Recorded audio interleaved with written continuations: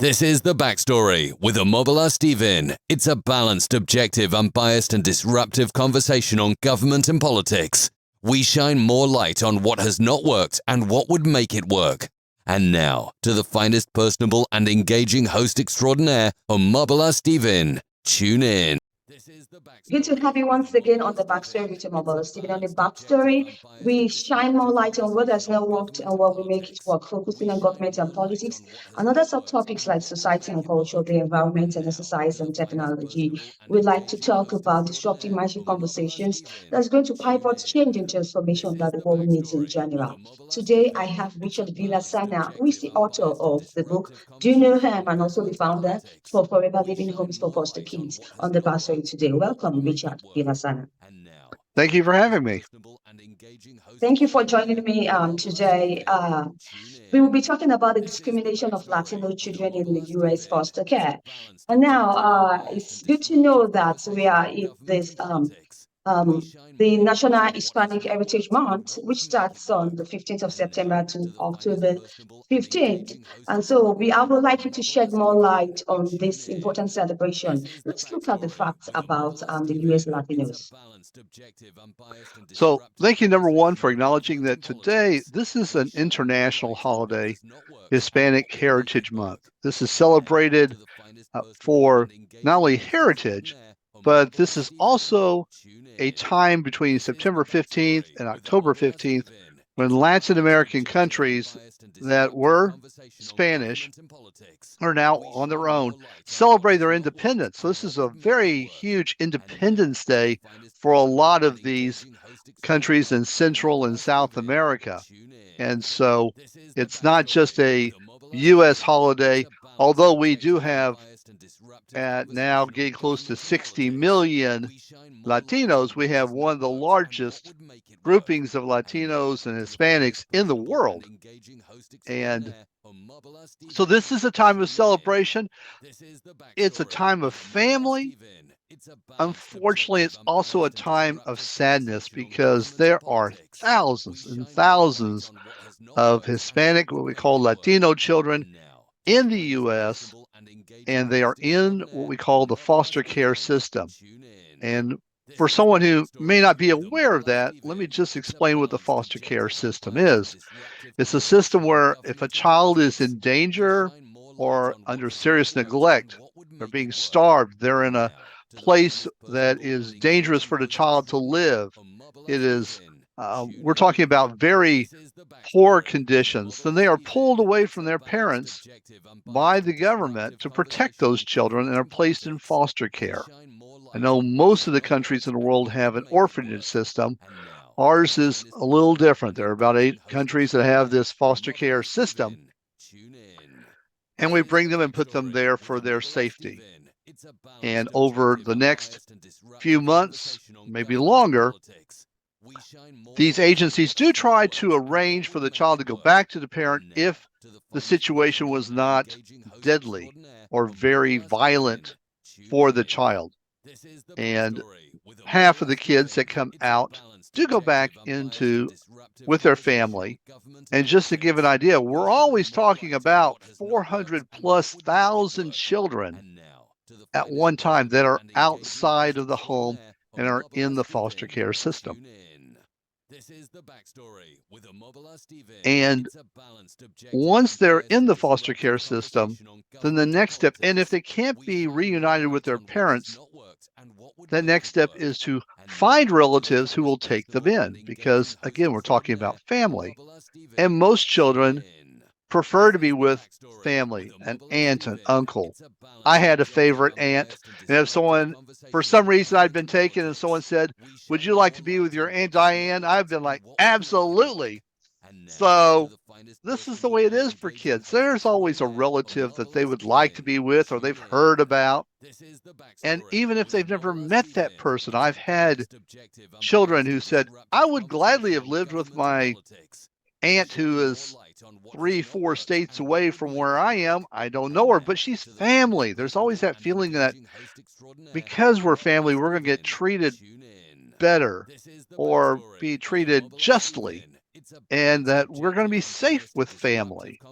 And while that doesn't always turn out to be true, it is true for the vast majority of situations where a child is able to be placed with a relative, and that relative takes over, and oftentimes a relative may actually adopt the child because the parent just simply is in a place where they cannot function, they cannot care for a child, or they're just violent and bad people who had a child but are not good parents. And so we're always looking for the best outcome for foster kids and for the children in general so that they can have a good, loving, stable life.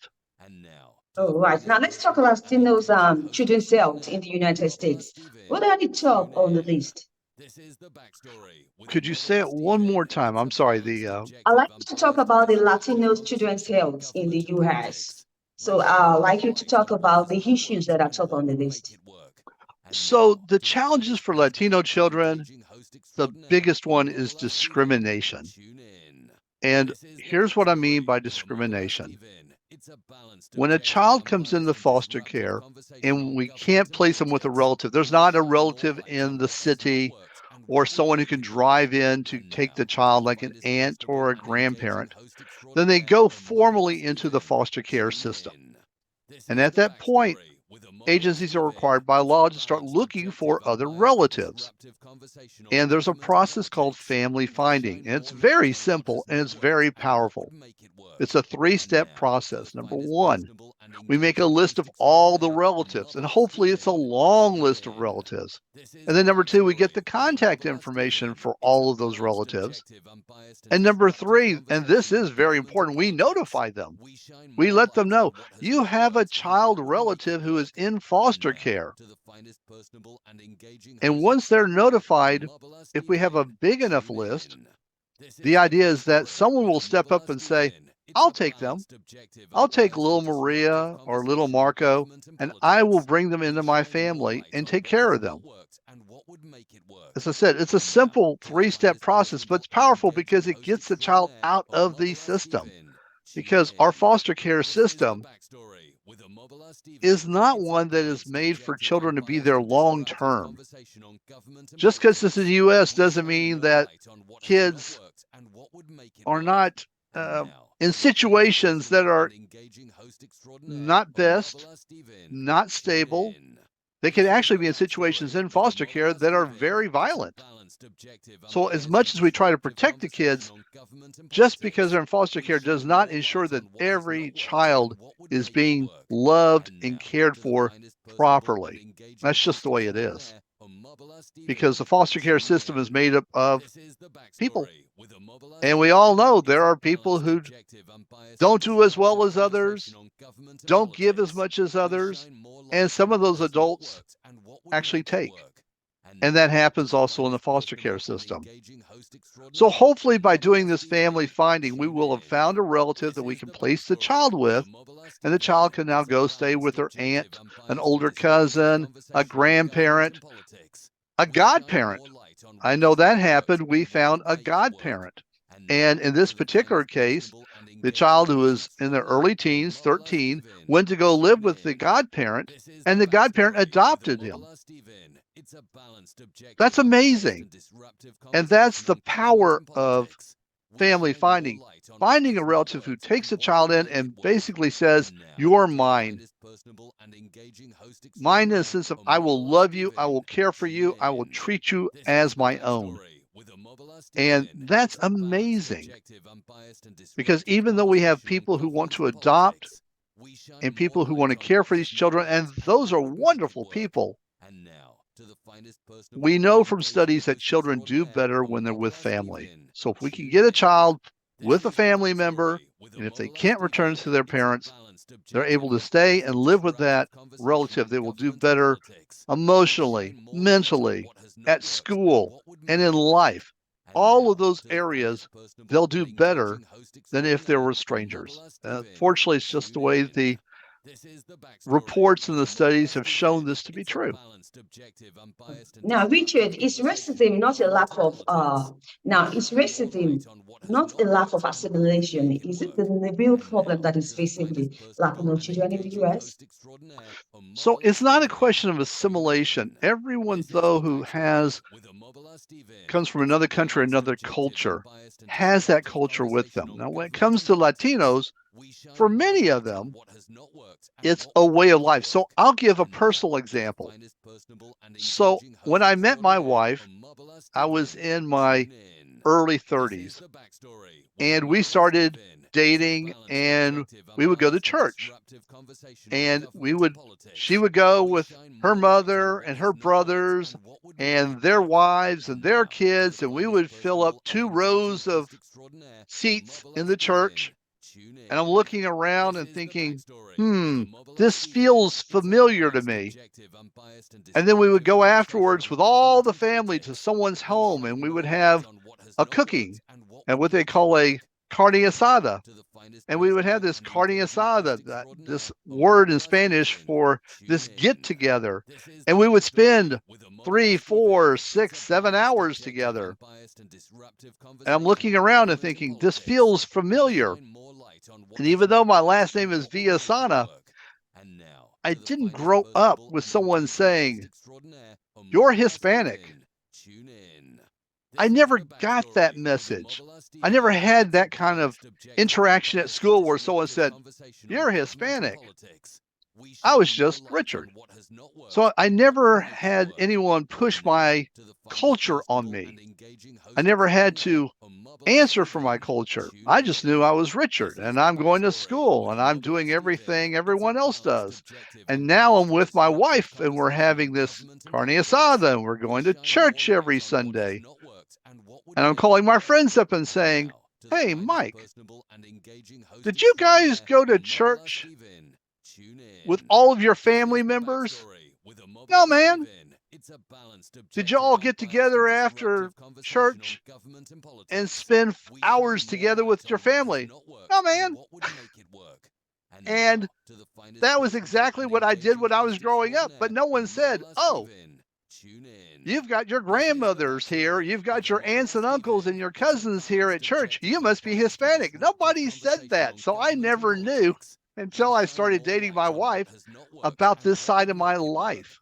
So we can't separate who we are in our culture. It could be there whether we know it overtly or whether, like me, I realized, oh, I grew up Hispanic. I never knew until I was in my 30s.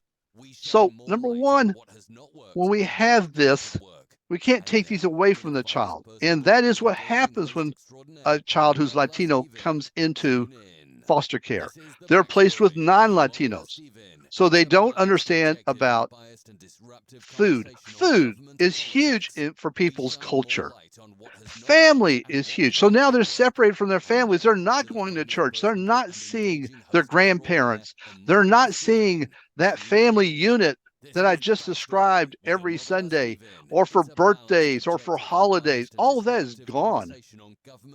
And they're now with people who just don't get those nuances of their culture. Then what happens on top of that is that they have people who are working with them. They're caseworkers who may not understand anything about the culture.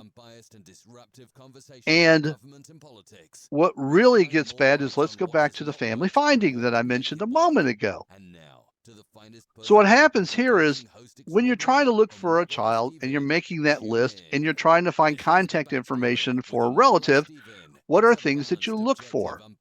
You're looking for birth certificates. You're looking for city and state information. Well, if you have someone who's a Latino child, they may have relatives living in, because of the United States and its proximity, Mexico. And if it's not Mexico, maybe now Central America, because we have a huge influx of children and families from Central America coming into the U.S. It used to be almost predominantly Mexico.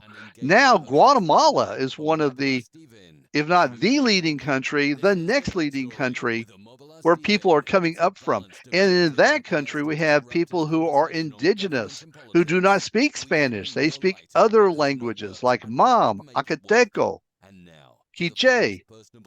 And we have an organization, this foster care system across the U.S., we barely handle Spanish.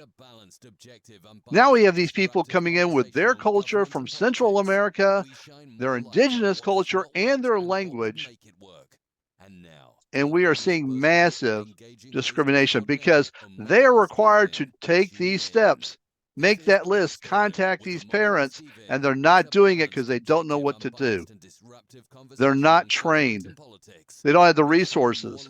But where the discrimination comes in, I could forgive that. But what I can't forgive is they're not getting the training. They're not bringing in the experts who know how to deal with this. They're not trying to reach out to all of those relatives. Instead, they're not reaching out to any of the relatives. And what they'll say is, well, I called a phone number 2-3 times and I got a busy signal. I guess we're good. I guess that's it for the child. I did my best. 3 phone calls and that's your best.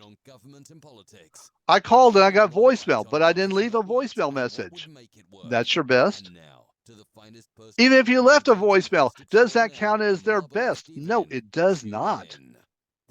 So because of who they are, because of where their relatives are from, because it's in another language,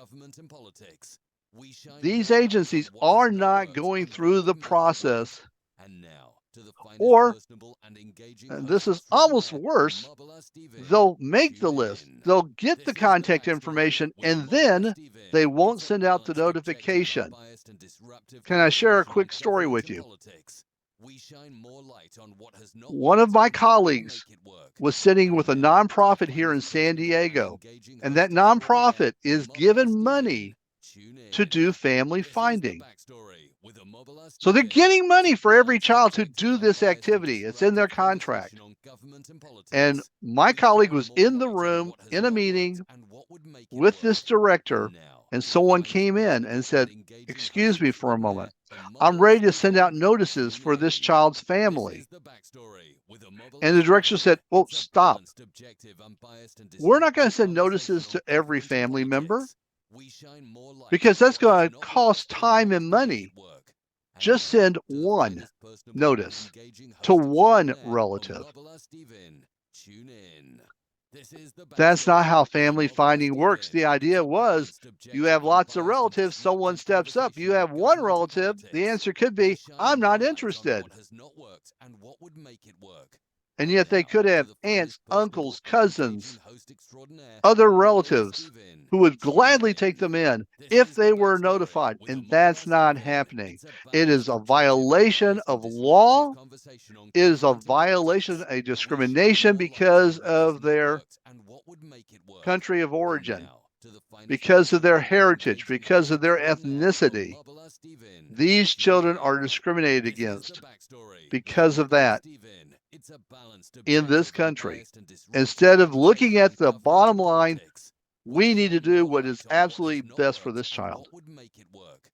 All right. Now, so why are Latinos so overrepresented, right, in the states? Let me put it back again. Why are the Latinos so overrepresented in the state's child welfare system? Well, to be fair, it's pretty much close to, there are some reports will say that they're overrepresented, but it's pretty close. The problem is not necessarily the representation, it's the results and the action that they receive. So that discrimination is impacting these children. That's where the problem's coming in. We're pretty much on balance. There's about 21 out of 5 children, families, people in the U.S. are Latino. About 1 out of 5 children in foster care are Latino. So those numbers, and again, sometimes there's bad information out there where people will share larger numbers, but I can tell you as an expert, it's much closer. But they are disproportionately discriminated against because of this language barrier, this culture, and a sense in the U.S. that these are inferior people, whether they were born in the U.S. or not, doesn't matter. And this goes back to the racism, the color of their skin, how they look. And now, oh, you're Latino, so now you've got another strike against you as a child. And oh, and your information is in Spanish. I don't speak Spanish. All right. I'm just not going to do anything with this. I will put you in a family I think that you'll be good for, not this is a family that would be good for you. And that's where this gets so tilted against the Latino kids, because we have 60 million people in this country. And there was a government official in the state of Illinois, which is the northern part of the United States, and she wrote, and this is in my book, Do No Harm, where she says, we're talking about Spanish. I could understand if we were talking about Mandarin, but there is no excuse not to have people on board working in agencies who speak Spanish. And they're right. It's not like they all just showed up last year. It's not like this is a new language we need to understand. Latinos have been here before we got here. And yet the government, with all of its laws saying you will provide information in the language of choice, you will do these things, you are getting paid federal dollars to do these activities, and yet these counties are happy to take the money but not produce the work. They're happy to take the resources from the federal and state governments but not look at caring for the children. And that is where the disproportionate activity is happening, is that these kids are being put on the sideline, and at the most extreme levels. When I say extreme, what I'm talking about, they won't look for a father. See, our laws here, we assume that you're going to look for the father and mother. That's pretty much an assumption. We have laws that say you'll look for grandma and aunts and uncles, because we assume, because it says, if you take the child to the doctor, you will notify the parents. If you take the child to the dentist, you will notify the parents. If you move the child, etc., you will notify the parents. By law, we assume that we're going to be in touch with the parents, and yet these agencies, and I have personally been on a phone call with someone at an agency who said, we're not going to move forward at this time to find this child's father. Thank you so much, Richard Villasana. Thanks for sharing your thoughts. You emphasize discrimination from the Latino children in the U.S. Now, talking about Latinos in the U.S., they also face discrimination from fellow Latinos and also non-Latinos at nearly the same rate. Is this valid? So, yes, in foster care, there is discrimination, because being in foster care carries a stigma with it, that these children are troublemakers, that they're not good kids, that they cause the problem. And unfortunately, that thinking impacts these children, because they hear about this. They get treated differently in school. They get treated differently by students, by teachers. I'll share a quick story here. So, one former foster child wrote me. He said, I had been placed with this woman a week before school. She takes me and my foster brother. This was simply another boy, but he considered him a foster brother there in the home. So the woman drives these two kids to school. It's not on right now. The school is closed, but she made an appointment to drive to school, to have them sit in front of the principal.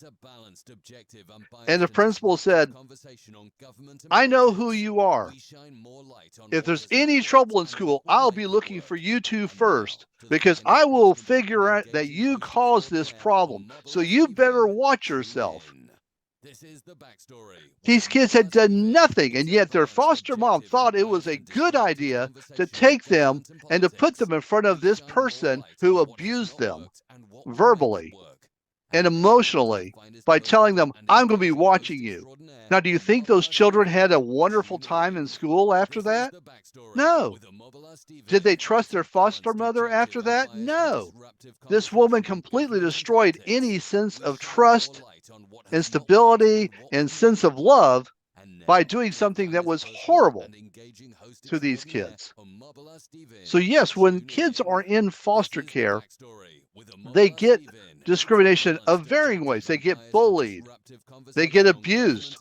They get abused in the home by some of these foster parents. They get abused by the kids of the foster parents. There was a story, and the one child said, yes, I would break things and I would blame the foster child.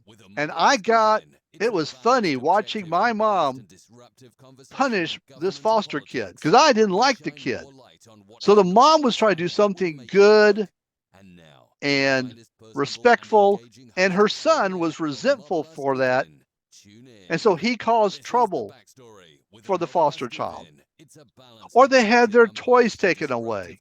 The one thing they got from their mother, the one thing that reminds them of their mother. And these people have no problem taking that away from the child. So there's emotional abuse, there's physical abuse, mental abuse. These are discriminations that all foster children suffer. Does not matter whether they're Latino or otherwise. And that is a huge problem we have, which again goes back to why family finding is so important, because if we could get the children out of the system and back with relatives, we can save them from being in that situation sometime, because foster kids in general move twice a year. Imagine that. For 6 months, you're in your home. Looks like a lovely home. And so it says, okay, it's time to move. You got to pack everything up. You're moving again. And 6 months later, you're somewhere.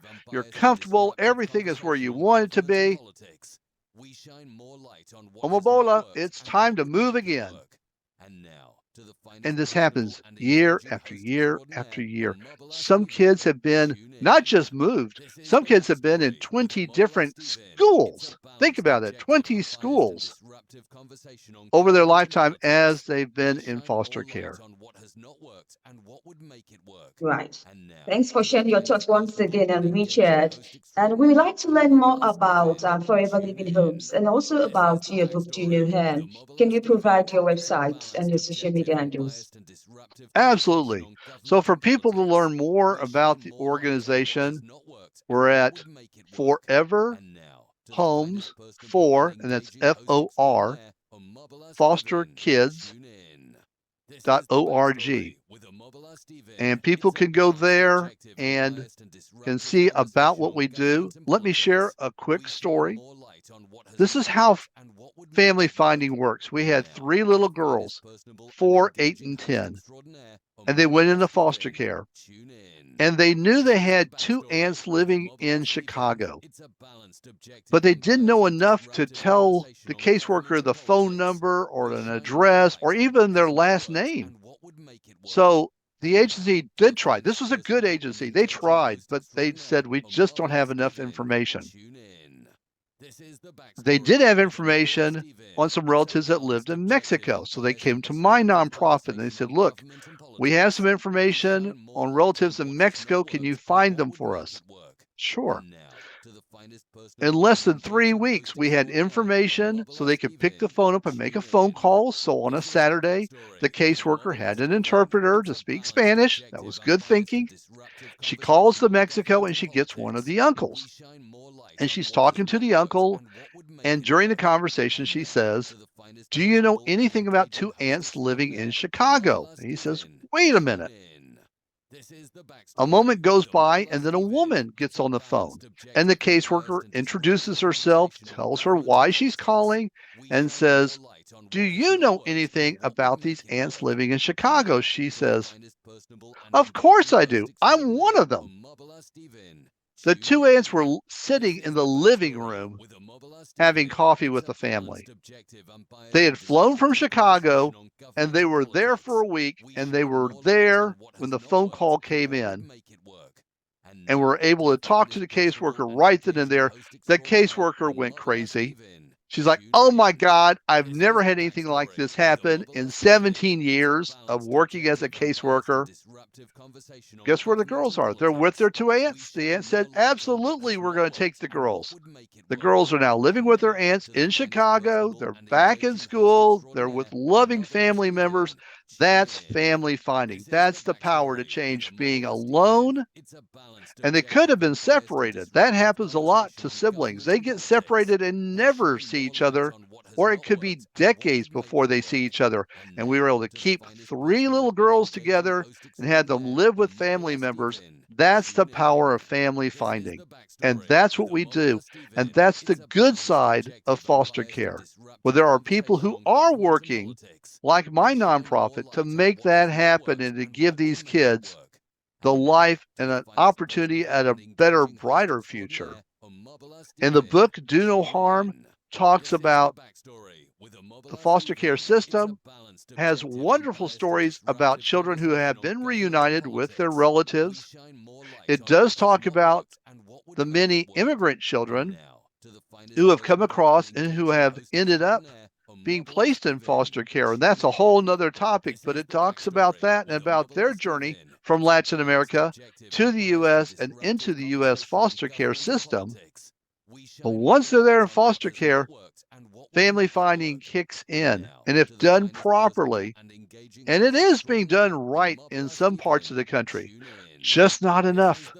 It's just an area where we need more education, more resources, and more people taking it seriously and doing it for children, whether their relatives live in the U.S.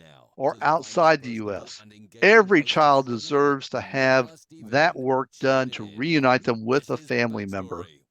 And that's what the book talks about, because it highlights all the wonderful people who are working hard to make this a better life and a better world for these kids. Absolutely. Thank you so much for sharing that information to us, Richard. I wish you best of luck in the projects that you embark upon. Well, thank you so much. I Thanks appreciate it. for joining me on the show. Thanks for joining me on the show once again, for sharing your thoughts on the discrimination of Latino children in the U.S. foster care. Now, if you'd like to catch up with any missed episodes of the Backstory with Omobola Stephen, you can do so on any podcast distribution platforms or cross-promotion platforms that you bump into online. And do you have a great time? Listen to experts share their thoughts on topics or subjects on the government and politics. Till I come your way, I need you to stay safe. I talk soon.